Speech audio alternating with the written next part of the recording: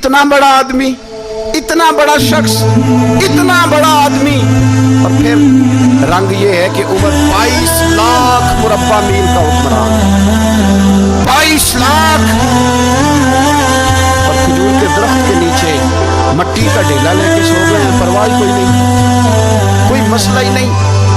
दो गुलाम साथ बैठे, एक रोटी, हजरत उमर ने घर से मंगवाई थोड़ा सा सिरका, गुलाम कहने लगे हमने भी खानी है, फरमाया कोई हर्ज नहीं, रोटी को पेट भर के खाना जरूरी तो नहीं, 3 हिस्सों में बांट लेते।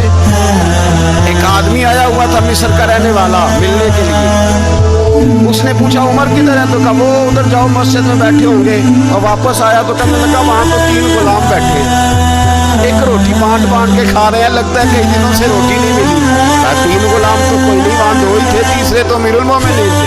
उसने कहा नहीं नहीं 3 गुलाम हैं, कपड़े भी एक तरह के पहने हुए, बल्कि 2 के तो फिर सही है, तीसरे के तो ज्यादा माड़े हैं, कपड़े भी एक तरह के, खाना पीना भी एक तरह का, और उनका नशिस्त बर्खास्त भी एक तरह की, लिहाजा कोई फर्क नहीं। हजरत अबू हुरैरा कहते मैं लेके आया, और जनाब उमर को जब मैंने कच्ची जमीन में तामत समेट बैठे देखा तो मैं रो पड़ा।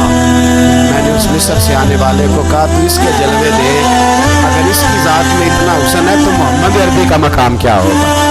ये मकाम गौर है, मकाम गौर। 10 मुहर्रम को लोग देखे पकाएंगे ना, बोल दे हाँ ना नहीं कर दे, प्रोग्राम बदलिया तो नहीं दिया की क्यों, एक अब काम शुरू होया हालात टाइट होने वाला, क्यों जी पकड़ी है ना, देखें 10 मुहर्रम को इंशाल्लाह हम भी पकाएंगे, इंशाल्लाह यहाँ भी प्रोग्राम होगा। तो 10 मुहर्रम को जो देख पकड़ी है तो ऐसा नहीं हो सकता कि यकम मुहर्रम को उमर के नाम की भी पक जाए। अगर इमाम हसन हुसैन के नाम की देखें पके तो जो इमाम हसन हुसैन से प्यार करने वाले हैं, जो इमाम हसन हुसैन से, हम लोगों ने भी अजीब रट्टा अपनाया है ना, हम लोग बात का एक पहलू देखते हैं दूसरा नहीं देखते।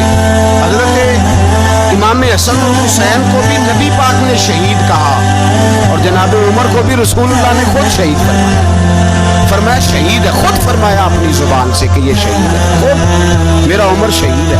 उनके नाम की देख नहीं पकनी चाहिए, उस तरफ नहीं हमारी तवज्जो होनी चाहिए।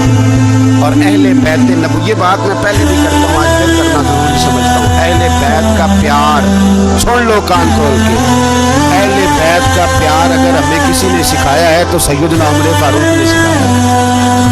अहले बैत नबुव्वत की मोहब्बत अगर किसी ने सिखाई है तो किसने सिखाई है, बोल के बताइए। हजरत